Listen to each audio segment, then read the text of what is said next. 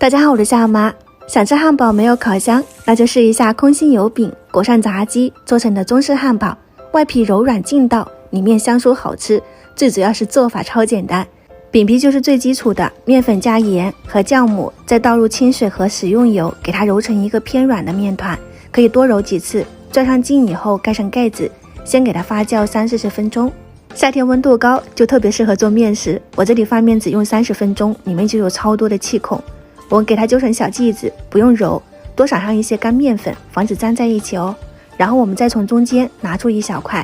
就双手往里面折压，尽量给它捏成一个光滑的小面团。我们给它包上保鲜膜，可以放到冰箱去冷冻哦，直接用的时候拿出来解冻就可以了。接下来就是炸鸡的部分，我这里是用了5个鸡腿，用剪刀剪掉骨头，然后在里面加入少量的料酒、生抽、半包奥尔良调料，抓捏均匀后给它腌制1个小时。炸粉就是面粉、玉米淀粉、黑胡椒粉，拌匀以后就可以了。鸡腿肉腌好后先放进去，两面都裹上炸粉，再放进清水里面裹上1层清水后放进炸粉里面，反复的这样子去按捏，捏出这种面疙瘩就是匀鳞状，不容易掉落，而且炸出来非常的酥脆。油温5-6成热，一开始的油温不宜过高，我们慢慢的再加一下，给它炸至两面金黄，我们的炸鸡块就搞定了，真的非常酥脆又鲜嫩，可以去试一下。饼皮要用的时候可以提前20分钟拿出来，你像这样子室温回软以后非常的快的，而且不用给它按捏，里面都已经发酵好了，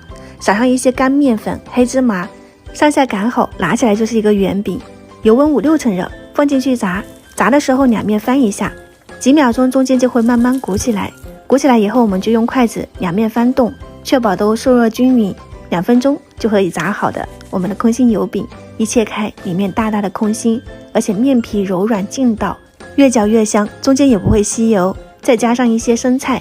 裹上我们的炸鸡块，挤上沙拉酱或者是番茄酱，中式汉堡油饼包炸鸡就搞定啦。这种薄薄的一层饼皮，劲道拉丝，吃起来又香，一点也不会噎人。如果你也想吃，可以点赞收藏起来试一下。喜欢我的视频记得关注我哦，我是夏妈，下期再见。